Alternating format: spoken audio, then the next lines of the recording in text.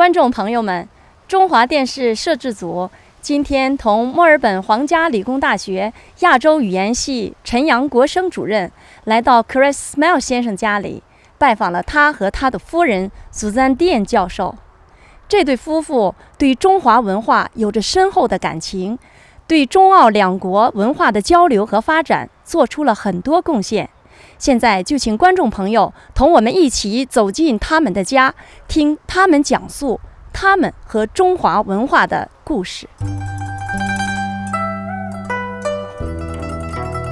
To start with, perhaps you can tell me a bit more, which we haven't got time to touch. And how did you two first get in touch with, engage with Chinese culture? Well, I became interested in Chinese culture from a very, very early age, from the age of about 5, when my family used to go for special occasions for a Chinese meal. We would do this maybe once a fortnight. How did you find it? I loved the Chinese food. Okay. The cuisine, was obvious to me that it was a wonderful variety and wonderful tastes, so aromatic, so beautiful. And we used to go to a restaurant that had a very distinctive Chinese decoration. And I acquired a love of the beauty of the intricate nature of Chinese art and yet the simplicity as well. And Chris, what about your experience with from childhood? Well, I suppose I can't really put them in order, but my earliest memories are to do with literature. And when I was about 10 years old, I started reading the Reader's Digest. And which was, you might American recall, magazine. An American magazine and very anti-communist. But one of the stories in the Reader's Digest was about the escape of Sun Yat-sen from the legation in London. And I found this a most amazing story because it suggested some vast complexity about Chinese society which I couldn't understand, and I became... For a 10-year-old boy. Yes, and I couldn't understand that, and Yes. He seemed to be the hero of the story, and yet he was the enemy of his government, and I couldn't understand that and became more interested. How did kids take that at such a young age and to try to understand something very elite and a very, in a distance far? Didn't seem distant, didn't seem far, didn't seem alien. Because? Well, we had a familiarity with China, and it's an interesting place, and as Chris said, I think the complexity of was very fascinating. So the Chinese culture. 随着 Chris 和 Suzanne 不断加深的中国情结，他们已经不仅仅局限于对中国食物和文学的热爱，他们用更多的热情来收藏中华艺术品和中国传统的手工珍宝。Where did you get this tea set, Susie? Well, I bought this locally in our local Chinese grocery, as a matter of fact. And it's Just here in Melbourne. Long life. Look at it on the cup. It says 万寿无疆, meaning long life. Cheers. Long life. Long professional life. Long life and long friendship. 时下，中国和澳大利亚的关系十分紧密，但在 Chris 和 Suzanne 年轻的时候，当时处于世界冷战的环境下，中澳关系面对着一个僵滞的局面。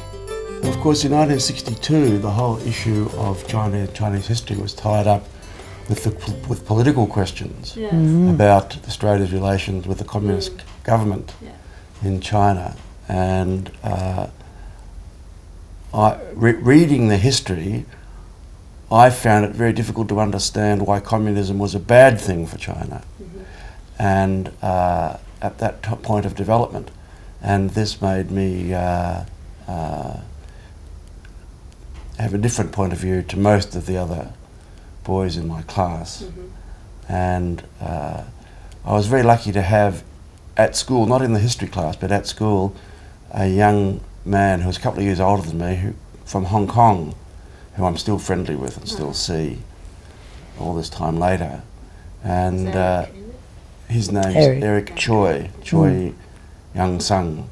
And I asked him about what do people in Hong Kong think about communist China, and he said it's very complicated, which is obviously right. And he said, but we are all proud. All Chinese are proud of what China is achieving. And that struck me as an amazing statement to be made by a 17 or 18-year-old. Yes. We and our friends were all very interested in the politics in China and how it might be that communism might work in a country. And we found that fascinating. And what is especially what was always fascinating to me was that knowing that China had such a history in trade and in being the free enterprise country of the East, how that would fit with government control of industry. The first thing that made me wonder when I read 3 different books about people who had travelled to China and also had a visit from a man who had travelled to China as part of an official delegation, they all seemed to go to exactly the same places, and they happened to meet by accident exactly the same people who told them exactly the same things about how good the revolution was and how bad life had been under the Kuomintang. And I started to wonder perhaps there was a bigger story to be told than the story even we were getting from travellers to China.